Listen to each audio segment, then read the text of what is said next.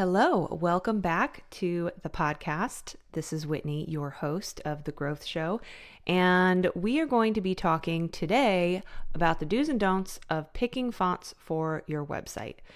Now, our websites are an extension of our brand. We usually set our brand, we set the colors, the logos, the fonts, and that is supposed to radiate out into all parts of our brand, into our social media, into the materials that we put together, if we put business cards together, handouts, presentations, and then also, of course, our websites, that digital home for our business where people come to learn about our business, get to know us, learn about our services, move forward in our sales process, all of that good stuff. Now, when it comes to our websites, we want them to look good, of course, but we also want them to be easy for people to read. But I'll go through some mistakes I see and why I'm specifically talking about picking fonts for your website and not necessarily saying picking fonts for your brand, because they can be like slightly different, and I'll walk through why. But I first just want to clarify and define. So I'm using the word font to describe the appearance of the words on our website.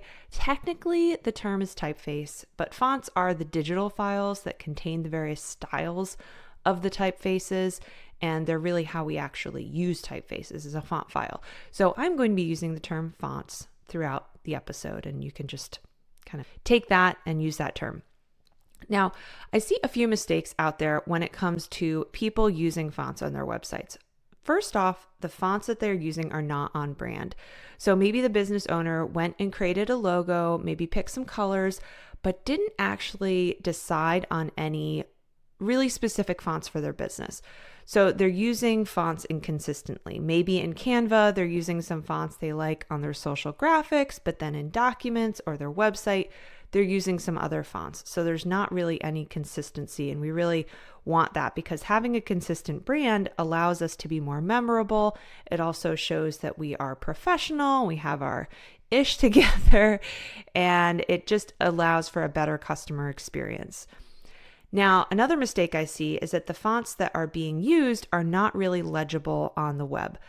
Now, there are more words on websites than on a social media graphic, for example. So we really need the fonts that we are using on our sites to be easy to read. Yes, we want them to be on brand, of course, but we also want them to be legible. Another mistake I see is that people are using a ton of different fonts, which is also just an issue with brand in general. We don't want to be using, and I've talked about this in prior episodes, like with colors, not too many colors. We want to have just enough colors that we can really get that cohesive personality forward in front of people without it feeling like we're all over the place and not seeming consistent or pulled together.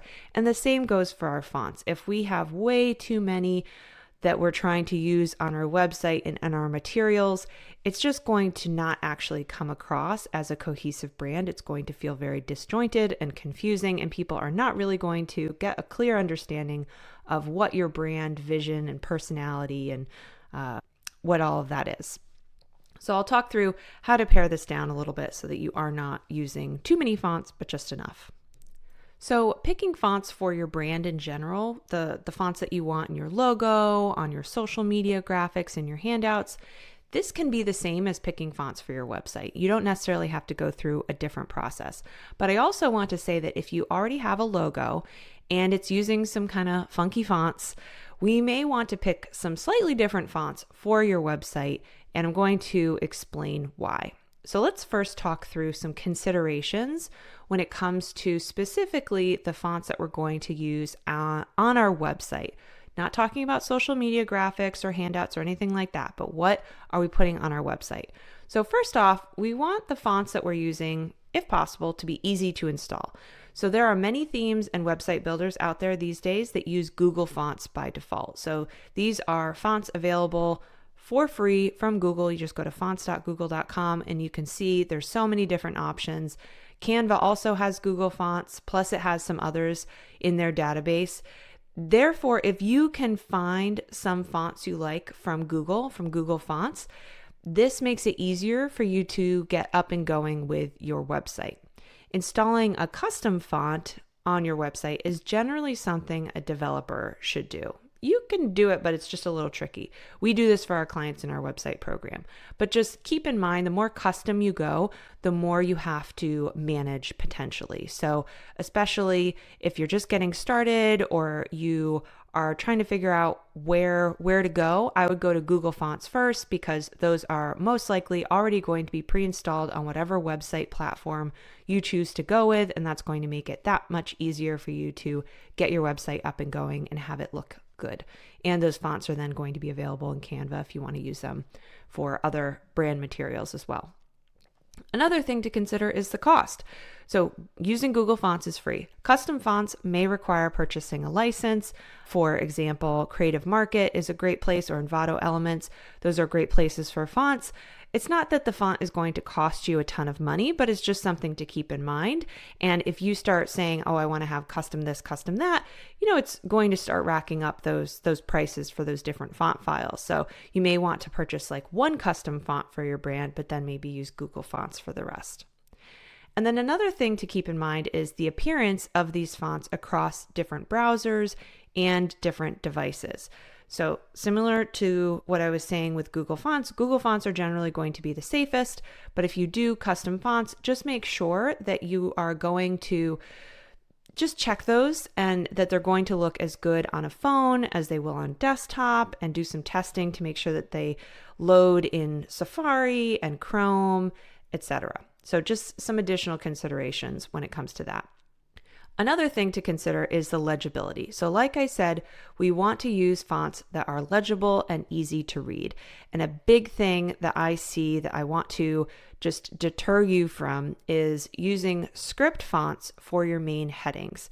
So if you are going to, and we all have headings that take a few more words, even the headline on our website is going to be a few words long. We don't want that to be in a very scripty, highly stylized, like those handwritten fonts that look really pretty. They've been popular for a while, but they're really good for accents and like 1 or 2 word headings to maybe accent a word, but not for an entire heading. So I just want to caution against what fonts you're picking for the types of uses on your website. So we want these fonts to be legible and easy to read. I would also say that less is more. And this goes back to one of the mistakes that I've seen before, is people are just picking way too many different fonts for their website. So generally, just to kind of give you this background about the types of fonts and headings that we use on our website. So we have a few different headings. From the H1 heading, that is the most prominent and largest in font size. So that's generally the title of a page, the headline of your page. And then you have H2, H3 headings.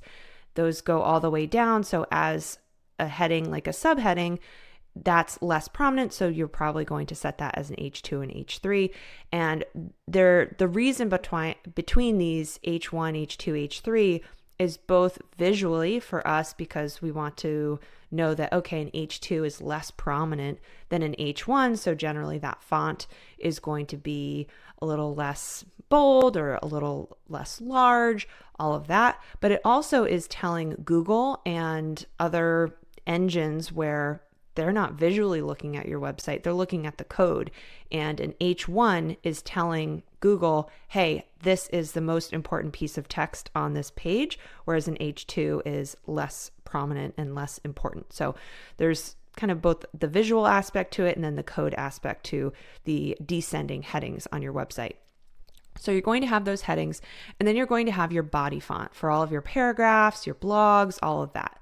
So for the headings, as the heading number increases, the font used will be a smaller size. So an H2 is going to be a smaller font size than the H1, for example. So by the time you get to an H4 or an H5, the font size may be the same size as your body font, depending on how you set these headings up.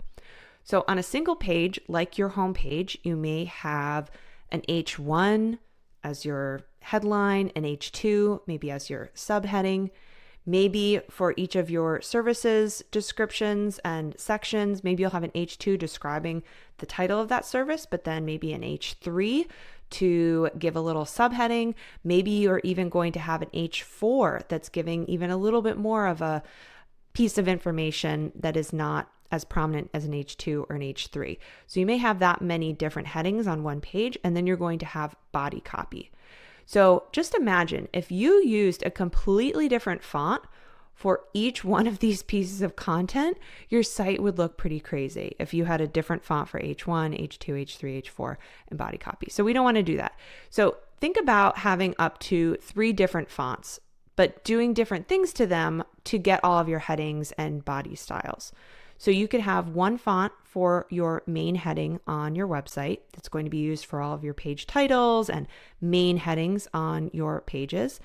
And then maybe you'll use that font again, but in a smaller size in your subheadings, like maybe your H2 or H3. You could have a scripty font that's more like an accent font, like I was talking about, for 1 or 2 word headings. Maybe you set that as an H4, and then you have another font for your body font. And you could even use that body font in bold and a slightly larger font size for an H5 or an H6 heading. You could even go with less than that. You could go with just a heading font, like your title font, and a body font. There are many brands that just have those two, and then they just do different font weights and different sizes to differentiate the headings. Because obviously we want content, even if you're doing a social media post, you're going to have different words that are more prominent or less prominent. And how do we differentiate those to the reader? We usually do it with the font size and the font weight, or we differentiate with a completely different font. But what I'm just cautioning against is similar to what I've said in prior episodes about having too many colors. If we have too many fonts, it just starts looking crazy, and it's best to stick to kind of a narrow scope of fonts and then just making alterations within those fonts to connote different importance and meaning and all of that, rather than going with a completely different font. All right, so now you've gotten all of my considerations and things to think about and why I even want to talk about this, because there can just be some things that people get a little wrong when it comes to how you're using fonts on your website and how many fonts you think you need for your website and all of that. So let's now talk about actually picking these fonts. So how do you decide on what fonts to be using, especially if you're just getting started with your brand? Or maybe you've realized, well, I have my logo, but I don't actually have clarity on the fonts for my brand either. Now, I would highly recommend having a style guide for your brand, and that's something that you can get. I have a template for that in my branding workbook. We have that linked in the show notes, and this is going to document your colors, your logo, and then your fonts, and also the headings that you have for your using your fonts in your brand. And these headings can be things that you stick to for all materials that you create, but it could also, rules are made to be broken, right? If you set those headings and they're working pretty well for your social media graphics and Canva, but you need to make some changes for your website, that's okay. I think the biggest thing is just making sure things look as consistent across all the different places that your brand shows up as possible. All right, so let's talk about picking fonts for your brand, for your website. So there are a few different types of fonts, and you may have heard about these before. So there is the serif font, which is when the font has like feet on it, like Times New Roman, where there's like little, for lack of a better word, feet. And then there is sans serif, where there are no feet, like is one of the fonts Calibri. Those can generally be felt as more modern, but these days there are a lot of really great serif fonts that also feel modern. Times New Roman can feel like a little dated, a little like stuffy. And generally in the past, I feel like sans serif was more felt to be like a little bit more modern, a little bit more like loose and casual. But I really have seen some beautiful serif fonts that I feel give just as much an elevated feeling, and they don't feel stuffy or old or outdated or anything like that. So anyway, you have serif, you have sans serif, and then we have like just this bucket that I'm going to say of like script or decorative fonts. And that's just things that look like handwriting, or they have some other kind of style to it. Maybe they look like marker or whatever the case may be. They're just different. So if you want a simple formula for picking fonts for your website, you could say, or for your brand, you could say a heading, you're going to look for a serif, and then body, you could look for a sans serif font, and then look for an accent font that is going to be in some kind of script. Now you could also swap it and you could say my headings are going to be in sans serif and the body is going to be in serif, but keeping the accent in script, that can also work. I've also seen people use sans serif for both of their fonts.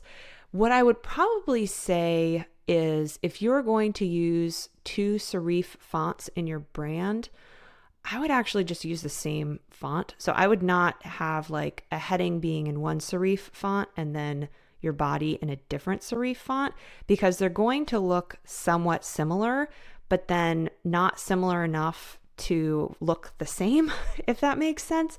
So they're just not going to jive.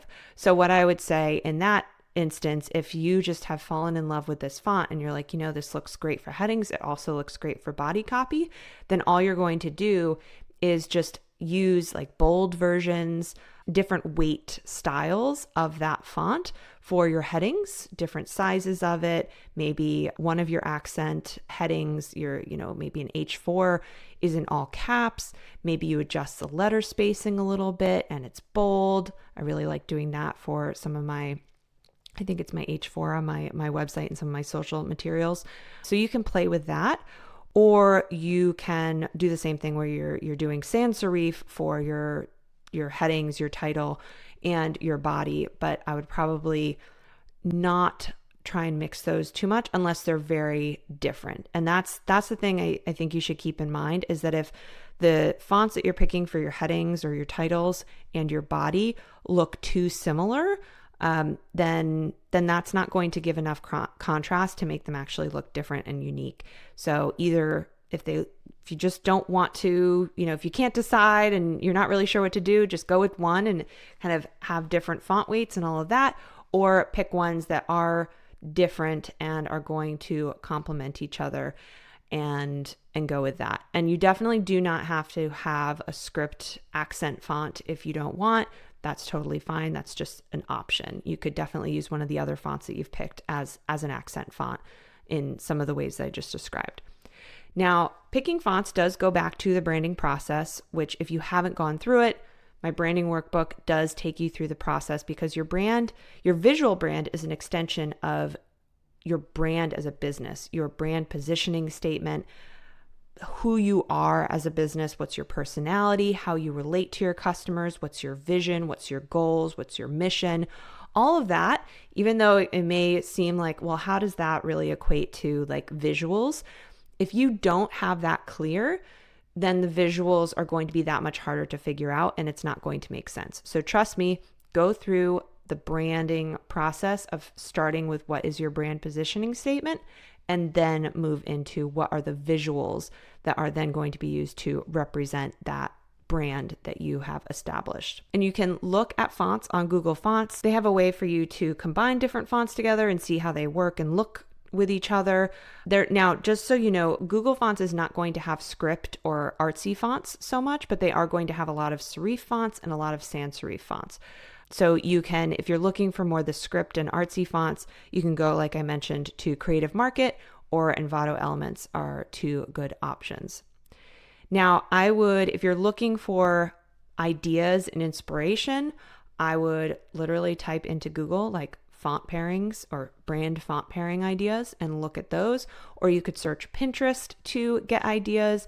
And it's going to be a lot easier to be looking at these if you have that brand positioning. So as you're looking at these, it's like, okay, well, I wanted to really create this casual, warm, comfy vibe for my customers. So as you're looking at these different font pairings, you'll start getting that sense. Now, granted, that's what hiring a branding expert or working with a designer, they are going to, they do this every day. So they're going to identify, okay, this is how you are as a brand. This is what it can look like visually, but you can also do that yourself as you are just keeping in mind what your brand positioning is all about, and then going and looking at some inspiration and going from there. You can also play in Canva to see how things look together, put those fonts in there. If you have, I think you have to have Canva Pro in order to upload custom fonts, but you can definitely do it too. So once you do pick your fonts, if you did pick one from one of those websites that is not yet loaded onto Canva, then you can definitely upload it and play with it and all of that. And I get it. It can feel really overwhelming picking fonts. There are so many different options. But if you just focus on what's one heading, one body font, and one accent font, that can really help you a whole lot. And your fonts are just one part of your brand. Remember that. It's okay if you use a font that is used commonly. There are so many brands out there that are using fonts that are out there in the world. You do not need to have the most custom font and something that is really just elaborate. You don't need that. As you create the full visual identity of your brand, you are going to make it your own with your personality, with your colors, with your logo, the imagery that you use, all of that. It all comes together. Now, one question I do want to address, because it has come up with some of my clients and students before, is should your website use the same fonts as your logo? And really, this depends. Are those fonts aligned with the advice that I just gave? Are they legible? Are they easy for you to install and use? And are they accenting each other well and all of that? If they are not fitting the criteria that I just talked about, then I would use different fonts that are similar. It's okay to go that route. Wherever you got your logo from, maybe you don't even know what fonts are used in your logo. That's okay. Pick some other ones that look similar. But if those fonts are matching the advice I gave and you know what they are, then yes, use those fonts on your website and in your branding and all of your branding materials as well. And just keeping in mind which of those fonts you're going to use for which type of application on your website. So the scripty font that is used in your logo, maybe don't use that as your heading. Use that as the accent font, for example. Now, if you can't use the fonts from your logo, that's fine.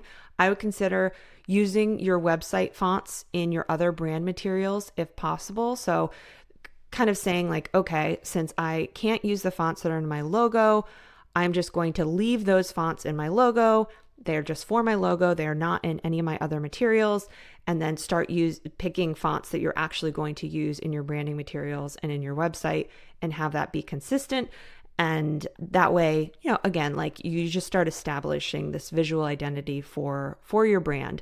If your website was using completely different fonts than all of the fonts that are in your social media and in your handouts and presentations and all of that, it's going to start being disjointed. So we want to have some continuity somewhere in there. So that's just kind of the high level response, but it's definitely going to depend on the fonts and how different and fancy they are and how it all looks in an application where there's more words, right? So at the end of the day, we want the fonts that we pick to look good on a website. We want them to be easy to read, easy to use, and we want them to complement each other well. Now, we give sample font pairings to our students in our website program, along with color pairings and logo templates. So if you are struggling with all of this and struggling with getting your brand together, we can definitely help you with that in our program, the Wellness Pro website system. Or if you just want to focus on your branding right now and get that going, you could get my branding workbook, which is free, and that's a great way to get started on all of this. So we have the links to both our website program and that branding workbook in the show notes, so you can check those out. And I would love to know how this was for you. How are your website fonts right now? Did this give you some aha moments on things that maybe you want to change a little bit? Or if you have other questions or other things that you want me to dive into deeper, let me know. I am happy to chat about it. You can reach me at Whitney Bateson on Instagram. Give me a shout out, let me know, and I will see you in the next episode.